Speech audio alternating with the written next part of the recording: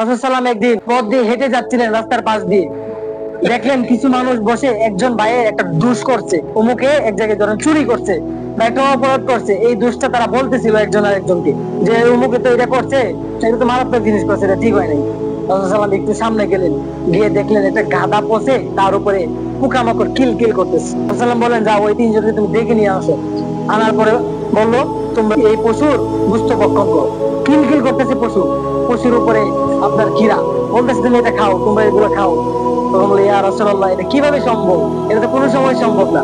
আমরা তো মৃত্যু বস্তু আমাদের জন্য জায়েজ নেই, তার উপর আবার এটার উপর পোকামাকড় উঠে গেছে, এটা তো কোনোভাবেই সম্ভব না। তখন বলতেছিল, তোমরা যে একজন লোকের গীবত করতেছিলে তার চাইতেও এটা নিকৃষ্ট।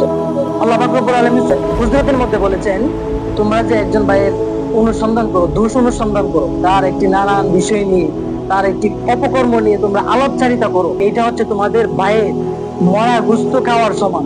এটা কোরআনের আয়াত সুস্পষ্ট। ইয়া আইয়ুহাল্লাযীনা আমানু ইজতানিবু কাসীরাম মিনাজ-যন্ন, যে তোমরা যে মানুষের দোষ অনুসন্ধান করো, এটা মাঝে মাঝে কিছু ক্ষেত্রে গুনাহ হয়ে যায়, এটা কবিরা গুনাহ হয়ে যায়, এটা তোমরা করবা না, এটা মারাত্মক একটি বিষয়। এখন প্রশ্ন আসতে পারে, তাহলে গীবতটা কি? গীবত হচ্ছে একজন মানুষ একটি অপরাধ করেছে, আপনি তার অনুপস্থিতিতে এটাকে তাকে বলবেন, আরেকজনের কাছে বলবেন, এটাই হচ্ছে গীবত। এখন একটা জিনিস একজন মানুষ করে নাই, এখন বলবেন এটা কি? এটা কি গীবত? এটা গীবত না, এটা হচ্ছে তুহমত। তার উপর আপনি মিথ্যা অভিযোগ চাপিয়ে দিচ্ছেন। সে এটা করে নাই, আপনি একজনকে বলছেন যে অমুকে তো এটা করছে, এটা হচ্ছে তুহমত, তার উপর মিথ্যা অভিযোগ চাপান, যেটা বড় মাপের কবিরা গুনাহ। আল্লাহ পাক রব্বুল আলামিন নিজেও এগুলো গুনাহ, এই গুনাহগুলো মাফ করতে পারবেন না, ওই লোক যদি মাফ না করে।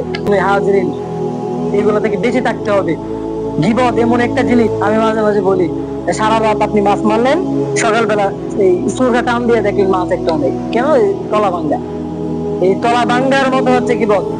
আপনি একটা গাছ লাগাইলেন, গাছের মাঝখানে একটা দেওয়াল, ওই দেওয়াল গাছ দিয়ে দেখে দেখে ওই দেওয়ালের ওই পারে চলে গেছে।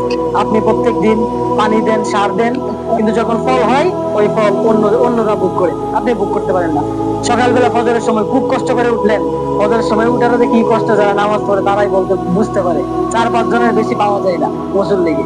উঠলেন, উঠে ফজরের নামাজ জামাতের সাথে আদায় করলেন, তারপরে তাসবিহ তাহলিল করলেন, জোহরের নামাজ জামাতের সাথে পড়লেন, আসরের নামাজ জামাতের সাথে পড়লেন, মাগরিবের নামাজও জামাতের সাথে পড়লেন, এশারের নামাজ পড়লেন জামাতের সাথে নামাজ পড়ে দুইজন চলে গেলেন দোকানের মধ্যে, গিয়ে বসলেন।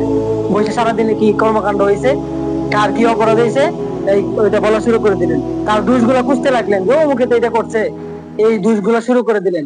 আপনি সারাদিন যে আমলনামা করলেন, ওই আমলনামা দেখবেন তার আমলনামাকে দিয়েও কুল পাওয়া যাবে না।